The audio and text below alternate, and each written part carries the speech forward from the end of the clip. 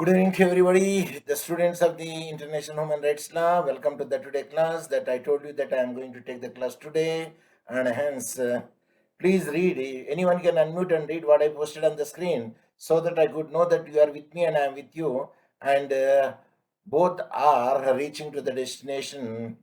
That is my intention. Okay, I will read it. Don't matter. So here, which I posted here is tools. So there are three regional, actually the today class is regional human rights systems. How the regional human rights system protect the human rights violation and abuse. The tools are inter-American system, number one, number two, European system, number three, African system. These are three regional in the world. Individual petition, let us see the inter-American system is where individual petition would be filed over there, and they come to the European system, yes, individual petition will be filed over there, and African system, individual petitions will be filed. Means a person who got abused over there, he can approach to these respective courts under the inter-American system, European system, African system. The second point in the inter-American system is a thematic hearing would be there, and in the European system there is a no such a point is made it, and here a thematic hearing. Now you can ask what is thematic, and once we have seen what is thematic, it is a reasonable. Okay, let me see. Thematic means, let me make it very much clear, and its pronunciation is thematic, having a relating to the subjects of a particular subject. So that is relating to the denoting the theme of a sentence. There would be a theme would be there. That would be the meaning of these thematic. Yes, thematic. Yeah, where we are. Yes, thematic hearings would be there. Yes, regarding particular point, the hearing would be continued. Regarding African system, also the same thematic hearing, and inter-American system, precautionary measures should be taken, and European system, interim measures should be taken, and African system, interim measures should be taken. There's a mode of it. Then inter-American system, advisory opinion is there. In the European system, also advisory opinion is there, and African system advisory opinions are there. Of course, the similarity will be the same in all the systems, either inter-American or European or African. And special rapporteur would be there in the inter-American system, but such a thing will not be available in the European system. But a special rapporteurs are there in the African system. Comes to the inter-American system, the last one is execution of decisions, Inter-American Commission and Court of Human Rights. So that will the court which will give the distance and dispose the cases, adjudicate the cases, and see that that will be executed. And when matter comes to the European system, execution of judgments, committee of ministers. Here the committee of ministers would be there. They will make the execution of the judgment of the European Court, Human Rights Court. When you come to the African system, then the execution of judgments, council of ministers are there. Of course, they will make execute respective foreign affairs. It goes to the council and minister will make execute it. So these are the various types of the tools will be there in the regional system to protect the human rights in the international human rights law. And I hope that you got my point, isn't it? Okay. If you have not got the point, okay, let us see see the actually the thing is concerned. Okay, now I'm coming to the point. Yes, where we are. Yeah. Yes. So regional protection of human rights. So how it can be done? Let us see it. Regional human rights mechanism play an important role in monitoring the government compliance with the human rights obligations. So a regional human rights mechanism, how it plays, they plays an important role. What in monitoring the government compliances means if the government will follow the international instruments when that respective government is the signatory and of the international instruments, at that instance it will be domesticated through the passing the laws by the parliament and legislations. Of course, with the consent of the procedure would be adapted each one in the different manner in different countries. Then with the human rights obligations, when the obligations are there, whether they are following the proper way or not, that also we will see. Okay, number two bullet is there are three main regional system of protection of human rights. As I told you that human rights protection will be three. What are the three? There is the Organization of the American States, number one.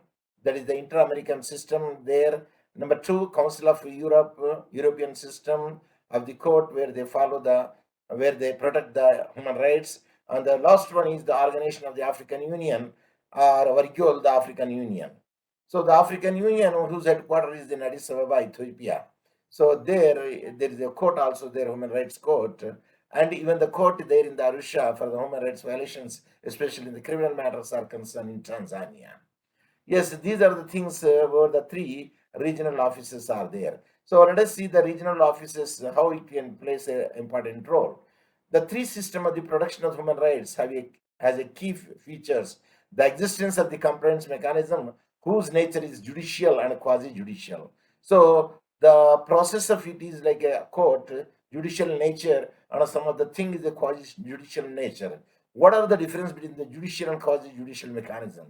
And let us see that the differences would be there. Judicial is purely under the court, the judgment will be given, and with a quasi-judicial mechanism in the sense, it is half of it, where there the ethical part plays an important role in the quasi-judicial mechanism, like contract and quasi-judicial quasi-contract. In the quasi-contract, there is no all the ingredients of the contract will not be there, but as ethically, morally, yes, it's a binding factor would be there. The reason is no one can become rich at the cost of the others, depending upon that maxim or dogma that is based over there. So now the second point, morality is individuals use those mechanisms and can seek justice and reparations of human rights violations committed by a state party. Even an individual can make the human rights violations. Even the high-handedness of the police or the state police come under the state, and the military comes under the central. In of course, depending upon the country, by state parties, if the state has abused the power by their executives or by their police department at that instance, yes, an individual can, and who is a victim, or on behalf of the victim. I believe that on behalf of the victim, an organization also can file a case when such a human right violations will be there in the respective countries where the country is a member of the international instruments. So here the cursor is showing a state party is the state that has ratified one of the regional human rights treaty. So when the regional human rights treaty or charter or the other treaties where they negotiated and they agreed to the terms and condition of the treaty, a declaration protocol, and in that one the country should have to oblige to follow it and see that human rights protection would be given a primary importance. As I told you, the one regional production of human rights, there is a table is there. In the first column, we can see the European system of the human rights. In the second column, it is said the treaty, and third judicial mechanism, and the fourth quasi judicial mechanism. How it can be there with the 50-50 would be the ethical values as well as the judicial orders are there. Then we say the European System of the Human Rights Treaty, conventions for the protection of the human rights and the fundamental freedoms are there under the treaty. So where I am show the cursor and which is highlighted it, that which I read it. When the matter comes to the judicial mechanism under the European System of the Human Rights, European Council of Human Rights, yes, is the judicial system, and where the judiciary would be there, judges would be there, benches are there, a petition will be filed by the individual, and that could be entertained. So judiciary plays an important role here under the judicial mechanism. When you come to the matter of the quasi-judicial mechanism under the European System of the Human Rights, and a European Committee of Social Rights are there, that is a quasi-judicial, means 50-50, nusu nusu in Kiswahili.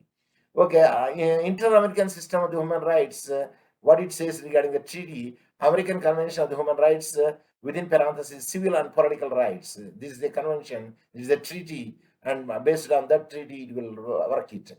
Then a judicial mechanism is a Inter-American Code of Human Rights. Though here the judiciary is the human rights court, which will hear the cases of the private individuals whose human rights are violated by the state or by the individual or other rebellions or other perpetrators. Okay, when you say the quasi-judicial mechanism, Inter-American Commission, here I am highlighting it. Inter-American Commission on the Human Rights, that will play an important role in the quasi-judicial nature. And the last but not the least is African system of the human rights, where we are, the African countries, African continent will be there, and they followed the African system of the human rights. The African Charter on the Human and People's Right, the treaty is there, charter is there. By that one, which will be a binding factor to the all the members, those who are under the treaty. Yes, what is the mechanism, judicial mechanism? Yes, African Court on the Human and People's Rights, it is having a judiciary and it will decide the cases and it will be execute the cases also strictly. If not, there is economic sanctions should be there, or the boycott would be there, or international relations should be curtailed over there. So many other sanctions are imposed when such a break would be there, or violations would be there by any one of the state who are the members of the African Charter on human and people's rights. Then when you see the quasi-judicial nature of the African system of the human rights, and here I kept my cursor, on African commissions on the human and people's right. Yes, it's a quasi-judicial in nature also, and of course, when you say the executive machinery, sometimes it will not be implemented totally. It will be partially also it could be done, but in one way, in another way, we can say that these three regional centers are there through its courts, respective courts, make the judgments for the protection of the human rights in the world. Of course, in the respective regions. And by the respective regions made the three, then we can say that under the world, in the world that the human rights protections are there. Yes, strictly followed. Next comes to the what could be the advantage of developing the regional system of human right. Why we have to make the regional? Because integration, centralization is become a difficult task, and when you decentralize it, then its administration is good and its what is the effective machinery we can make it out and implementation good, and the actually the actual the purpose of making such a thing would be come out. Which is in 100% rather we can say. Let us see that what is the advantage of developing the regional system of the human rights. Then one is accessibility. Yes, can anyone unmute and read what I put on the screen? Are you hearing me, participants? Can anyone unmute and read what I highlighted? See here, the cursor is there. Yes. Okay, you are wasting the time. Let me read myself. Accessibility. So individuals have more accessibility to the mechanism of the production of the human rights within parentheses geography, language, and familiarity. So these are the factors where we can make it the more accessibility. Number two, enforceability, which I highlighted here, second bullet. Yes, this highlighted here is. The second bullet is regional, yes, regional system of the human rights. Okay. So when you see they can facilitate the enforcement of the human rights obligations, so is the enforceability. If any violations would be there, enforceability factor. If not, that would be become a futile effort, or any decision also. If it is the decision is given by the respective human rights courts, but when the decision is not followed, implemented over there, then it becomes fructuous. Naturally, such a decision would not be fructuous because the court loses its significance if it is not executed properly. So neighboring countries can exert more pressure to achieve the implementation of the compliances. So the members, those who are for the charter and the treaty for that respective regional offices, and the other countries will pressurize them and to see that the decision made by the respective courts in the three regions. So that is the implementation compliance would be there. That is comes under the second point, enforceability. Can anyone unmute and read the promotion? Yes, this one which I highlighted here. Are you hearing me, participants? Oh, what will happen today? Okay, I will read myself. Promotion. In addition to the deciding the individual compliance, the regional human rights system engage in a range of human rights monitoring and promotion activities. So these regional centers not only hearing the cases of the respective individuals, but they will see that, monitor, and they will promote the activities, and they, in one way, in another way, we can say that they are bring to the notice of the people that there are the human rights are there. So they familiarize with the human rights, and what would be there and how many are there. Generally, that in one of the videos said there is 30 human rights are there, and I believe that, anyway, that is the subject of the condition, because every right is said to be a human right, which is inherent, and is come by birth only. So let us see the regional system and the national system, how it can work together. The principles of subsidiary. So let us see what is the principle of subsidiary. The human rights systems are not meant to replace the role of national courts. See, national courts, as usual, it will run its own continuity will be there, which is routine process is there. But these courts will have, not replace it. Either it will be conducted by the respective courts. If it is not done by it, then a special court will be appointed in the region or in the nation to entertain such cases.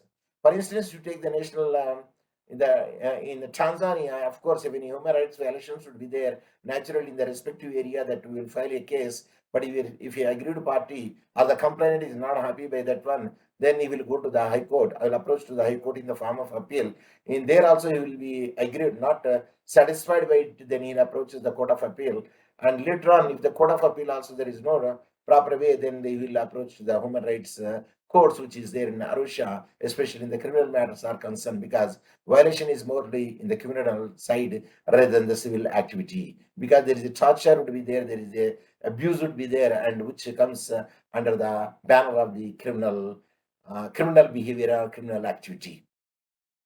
The second point is a general first requirement to start the proceeding before any of the regional system of the human rights is first to attempt the resolving the alleged violation to the human rights using the available and appropriate local remedies.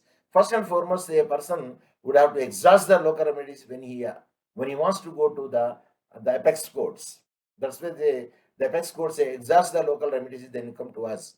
For everything, we are not supposed to come unless until the original jurisdiction falls under a particular court, that is the High Court. For instance, when you take in Tanzania, the election cases will not be dealt in the primary court, nor in the district magistrate court or the residential magistrate court, but one has to file it only in the High Court, because it is having the original jurisdiction to entertain such a cases. Am I right? Please tell me. Oh, today you are very much silent. Okay, let us see that. Okay, the High Court says exhaust the local remedies, then we will come to us. But except certain cases, like I told you, the election disputes are there, which is original jurisdiction is High Court. Now let us see what is the impact of the human rights treaties in the national legal orders, how it can be made. So let us see that the case law of the regional tribunals constitutes an important source of information and guidance for the judges and lawyers at the national level. So these tribunals, having the important sources of information, they do have it, and that will be that will make it aware to the judges as well as the lawyers of the national level that the keywords are dialogue among judges, are evolutionary interpretations are there, and these things will make aware to each and everybody, including the judges as well as the lawyers.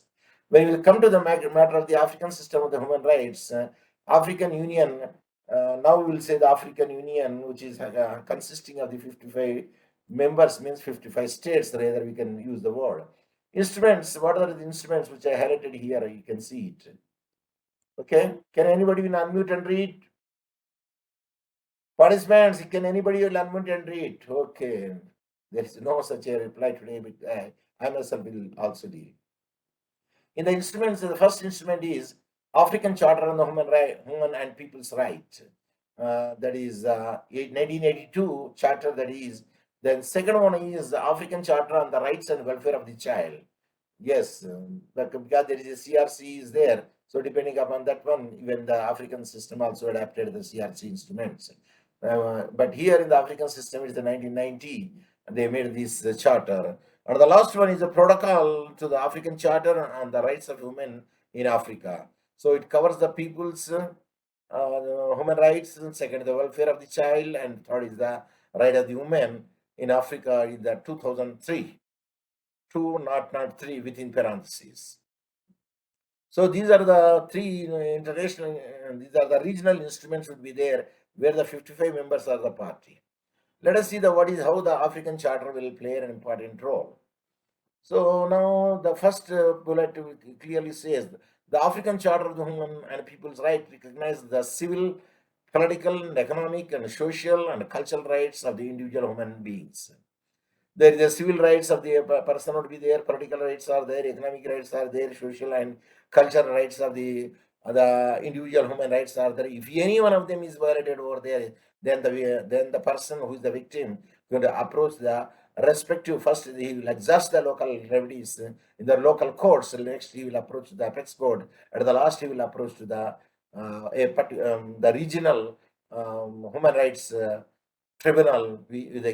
One can approach over there. Even individual can approach over there. What you read in the beginning.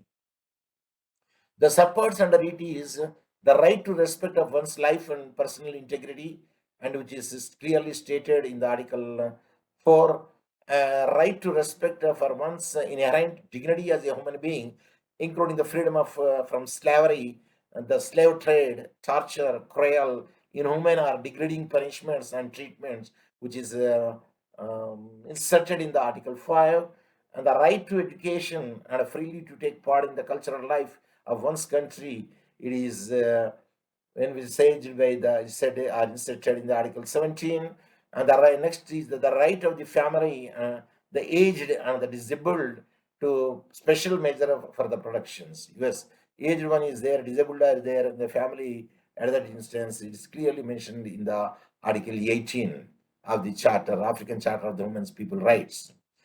And when you come to the second bullet, is broad bullet is the African Charter recognizes the following rights of the people. So, what are the rights people are recognized by the Charter? Number one, the first bullet, small bullet, is the right to existence of all the peoples, including the right to self-determination. Yes, then all the people existence would be there. No one could displace anybody unless until he is having the authority or there is a judicial claim would be there. Then, including the right of self determination, this would be the right which is given under this charter. The second point is the right of all peoples to assistance in their liberation struggle against the foreign dominations. I quote, be it political, economic, or cultural, I unquote. That is stated clearly in the Article 20. Then the next point is the right of all the peoples freely to dispose of their wealth and natural resources, Article 21. But the question comes over there, the natural resources, even though it is their own land, but it's the property of the state, that we can say. Of course, it depends upon the country. But when a government has acquired your land, naturally they will pay the compensation to you more appropriately the either the market value or the value which is clearly mentioned in the records. Of course, when you are not happy with the land acquisition compensation, uh, at that instance, then you can appeal to the higher court for increasing the compensation. Okay. The next bullet is the right. Here I am showing the cursor. Could you make it out? Anyone can read up, unmute and read what I stated over here. No. The right of all peoples to their economic, social, and cultural development. That is Article 22. And that is said, yes, it is the peoples to their economic rights are there, social rights are there, and cultural developments are there when one cannot stop them. And the right of all people to nationals and international peace and security.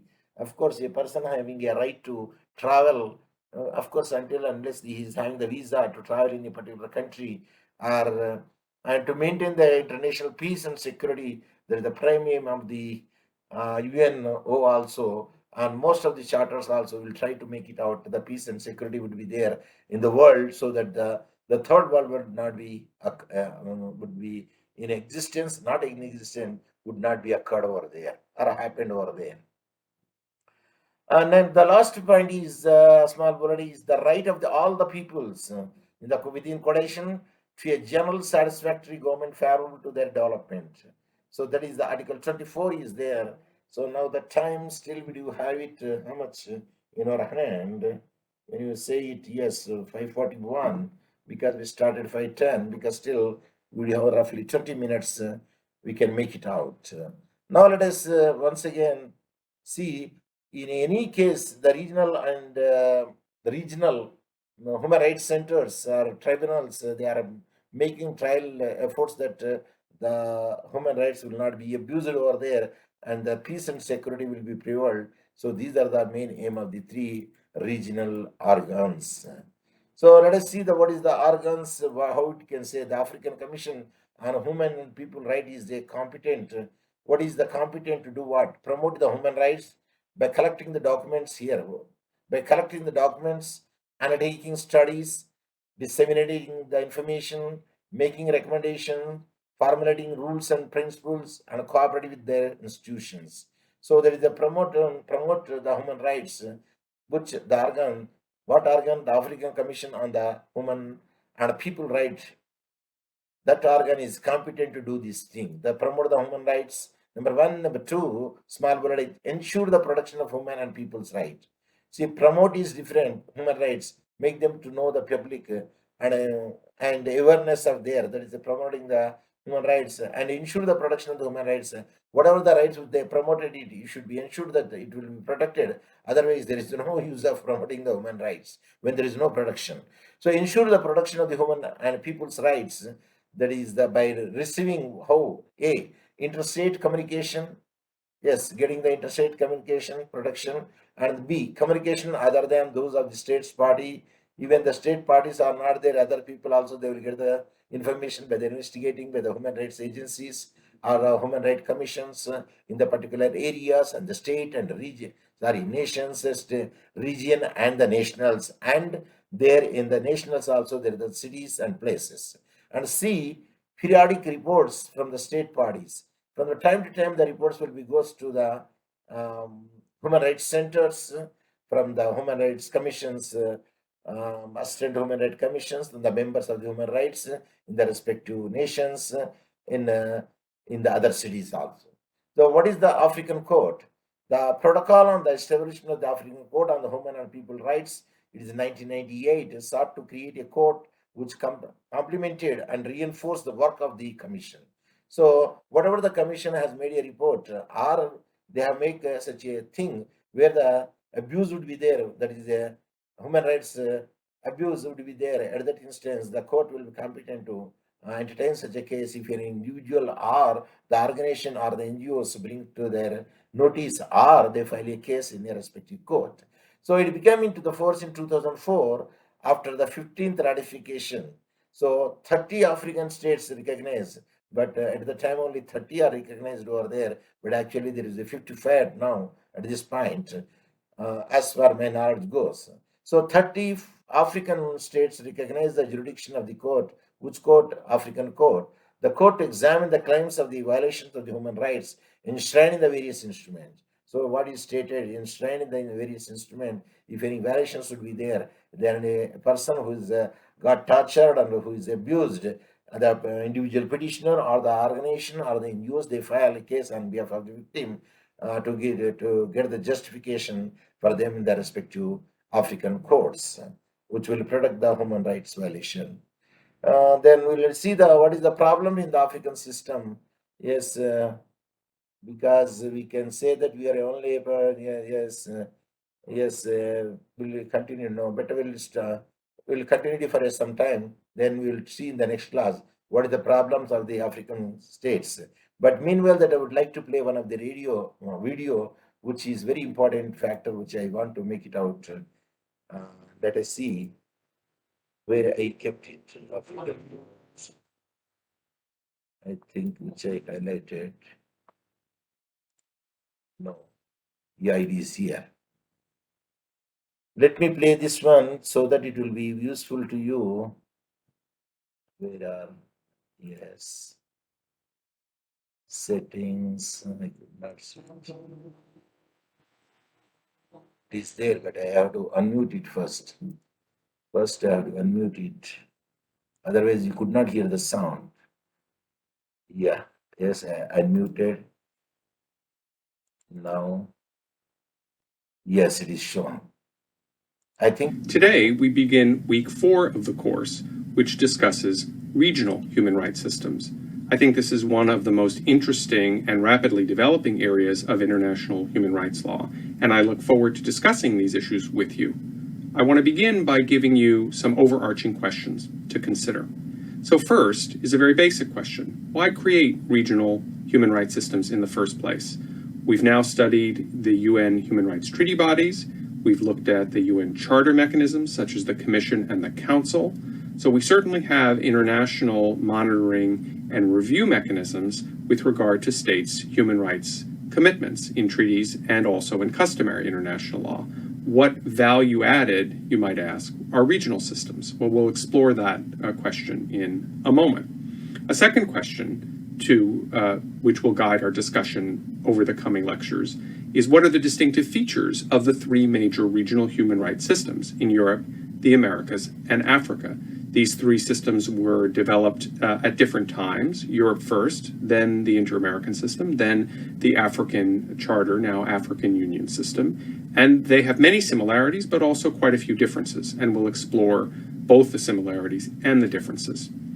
Finally, what are the prospects for regional or sub-regional human rights mechanisms in other parts of the world?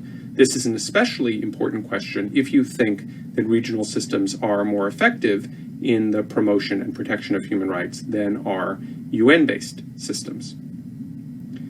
Let's briefly discuss the first question, why create regional human rights systems?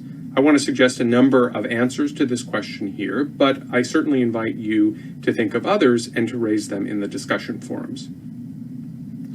So the first answer, or potential answer to this question of why states create regional human rights systems, is to address distinctive human rights issues that are of special importance or particular concern within a given region. I've given you one example here in the African Charter of Human and People's Rights of the right of peoples to freely dispose of their wealth and natural resources. This does not appear in the major covenants of civil and political rights or economic and social and cultural rights, nor does it appear in the European or American systems.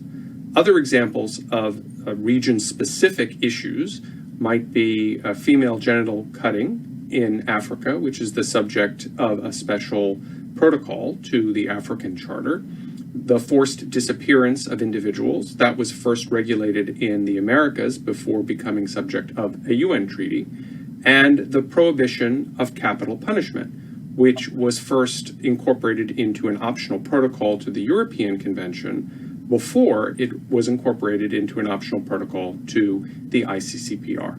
So that's one reason, distinctive human rights issues at the regional level requiring a distinctive regional response. A second answer to this question is that states want to commit to higher or more stringent human rights standards than might be possible at the global level. So it might be that different countries with different legal systems, different political traditions, different cultures might agree to a minimum baseline of human rights protections, but regional systems, which might be more similar along those dimensions, could agree to higher standards. So that's another good reason for having a regional human rights system. A third reason, and I think perhaps one of the most important, is to create stronger monitoring and enforcement mechanisms, such as an international court and an international commission. We haven't seen yet in this course any international human rights courts, and we don't have any, and I don't think we're likely to see any for the foreseeable future at the global level.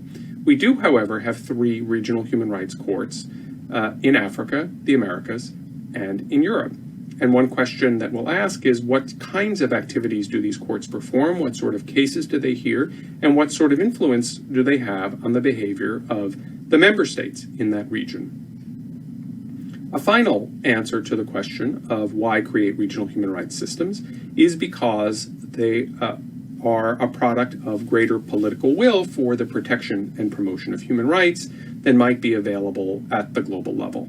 And that political will for compliance might come from domestic interest groups, voters, etc., within a state who favor human rights compliance at home and abroad, and also regionally.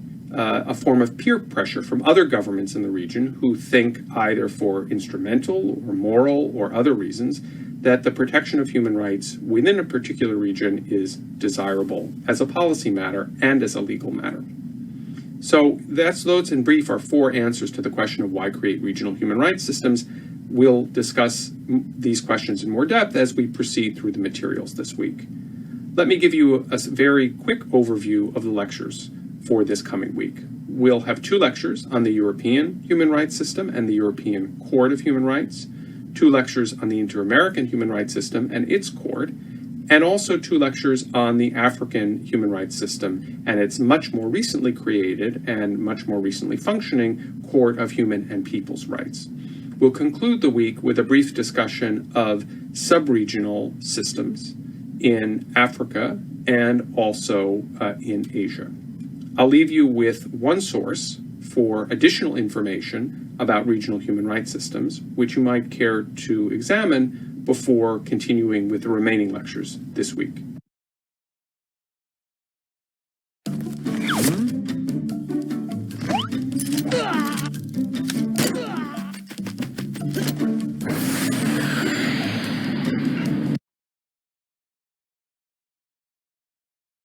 So this is the thing which I would like to see that it should be played, and I believe that you could get some idea that why the regional system would be there, what is the idea behind them. But still, we do have some time. If you like it, then we will see how much time would be left over there. Yes, only 552 it is there, but we cannot know that whether we can pay it or not. Let us see. This is also a regional human rights system, Europe. This is the another video which I would like to see that it may be. Let us see that whether it could be played within the Machari project. Yes, is playing. Okay, before I first I have to unmute it because if you don't unmute it, you could not hear that. Yeah, it is unmuted. Thank God it is unmuted. Now we can show you that.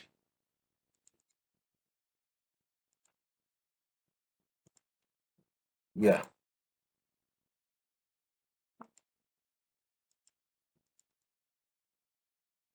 Yes, just a minute because it's technically making me. Yeah.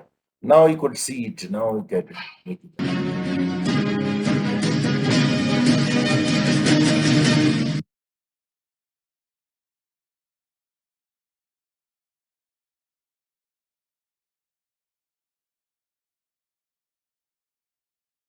Hello everyone. My name is Amit Jyoti. I'm an assistant professor with the O.P. Jindal Global University. In this module, we shall be talking about the regional human rights system, specifically in Europe. As has been discussed all throughout in the earlier modules, there is no hierarchical order or set constitution in the international arena which the law flows from. The international human rights law is no different. In fact, international human rights law consists of multiple layers. That is, the global system, which is micromanaged by the United Nations, the domestic system, which is micromanaged by each state, the regional systems, which are micromanaged by each region. It is this third layer that this module is going to deal with. These regional human rights systems consist of regional instruments and mechanisms that play an important role in the promotion and protection of human rights. These systems help to localize international human rights norms and standards reflecting the particular human rights concerns of the religion. Its existence is paramount for some reasons, which are: 1. The local needs and aspirations of people are more likely to be met by way of these regional instruments. 2. Some regions collectively may want to commit to higher human rights standards than could possibly be agreed to under the formation of various instruments of the United Nations. Third, global enforcement mechanisms may prove futile and a region may want stronger monitoring and enforcement mechanisms such as regional courts and commissions. Fourth, it is likely to comfort regions with the whole concept of human rights, given that some of these regions are wary that human rights is in fact only a Western notion. Currently, the three most well-established regional human rights systems that exist are in the Americas, Europe, and Africa. Having said that, there are other regional systems that are still in their infancy stage. However, they do require a mention. Accordingly, we will be studying the human rights system in the America, Europe, and Africa in greater detail in this and the following modules. Now let us begin our discussion on the regional human rights system in Europe. The Council of Europe is a regional intergovernmental organization which promotes human rights, democracy, and rule of law in its member states. The organization is separate from the European Union, which is a political economic union. The Council of Europe established for the European Convention of Human Rights and Fundamental Freedoms, which entered into force in 1953 and is the main European Human Rights Convention. It is popularly referred to as the European Convention on Human Rights, or simply ECHR. The said convention was drafted by the Council of Europe after the Second World War and was designed to protect individuals' fundamental rights and freedoms. Accordingly, it deals with a lot many civil and political rights and as in that sense similar to the ICCPR. It must also be pointed out that several additional protocols have been added to the substantive and procedural provisions. Let us now look at some of the primary provisions of the ECHR. The first, European Convention on Human Rights. The ECHR consists of three parts. The main rights and the freedoms are contained in the first part, which consists of Article 1 to 18. The second part consists of Article 19 to 51, which sets up the European Court of Human Rights and its rules of operation. Finally, the third part gives out some miscellaneous provisions which deal with rules overall and not falling within the ambit of either Part 1 or that of Part 2. European Court of Human Rights. The machinery for enforcement of human rights under the ECHR is the most developed in Europe. And in fact, some scholars refer to it as one of the most efficient human rights systems in the world. By Protocol 11 of the European Convention on the Protection of Human Rights and Fundamental Freedoms, a single permanent court, which is called the European Court of Human Rights, was established in order to maintain and improve the efficiency of protection of human rights and fundamental freedoms. In fact, the previous mechanism composed of the European Commission on Human Rights and the European Court of Human Rights was abolished only after Protocol 11 took effect. In its previous classical format, once someone had pursued all avenues to have their rights vindicated by the legal system of the country where they find themselves, they could approach the European Commission on Human Rights.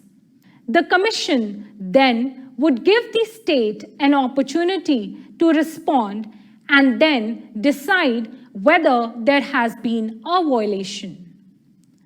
This decision did not, however, by itself carry the force of law.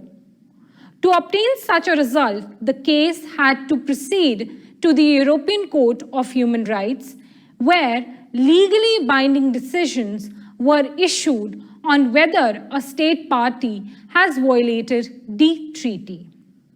The European Court of Human Rights is a judicial body composed of a number of judges equal to the number of states that are current members of the Council of Europe. Judges are elected by the Parliamentary Assembly of the Council of Europe for a term of 6 years. In this regard, it is also important to note that judges are required to sit on the individual court in their individual capacity only.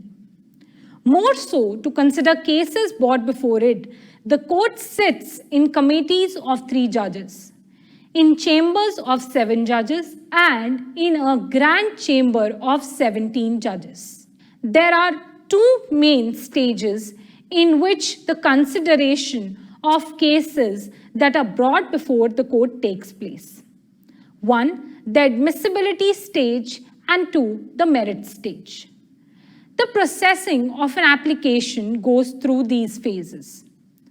A committee finding that an application is not admissible will declare the case to be inadmissible by a unanimous vote.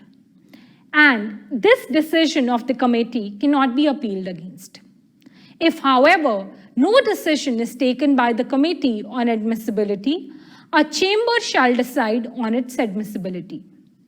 If, however, the application is found admissible, a chamber will give notice of the case to the respondent government for their observations.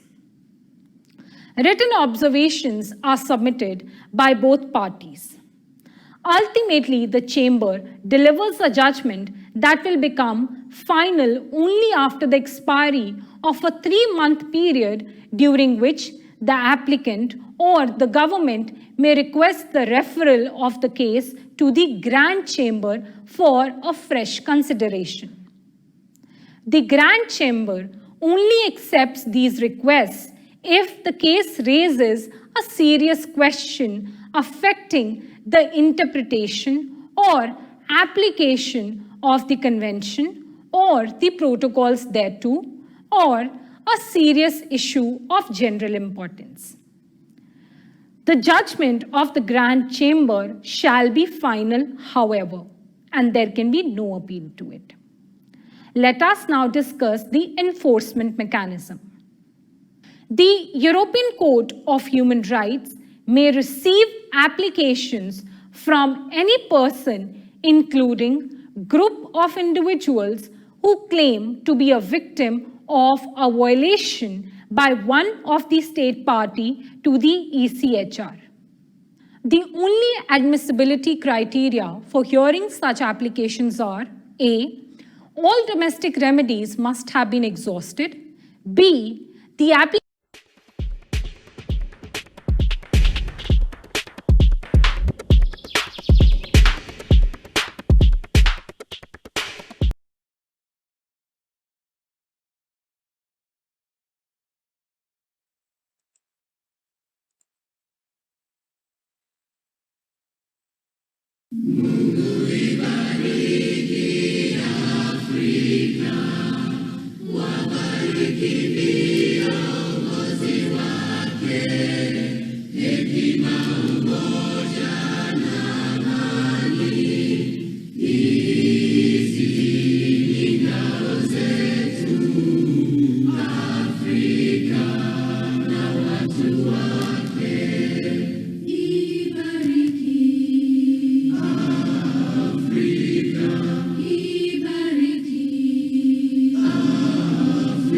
Africa.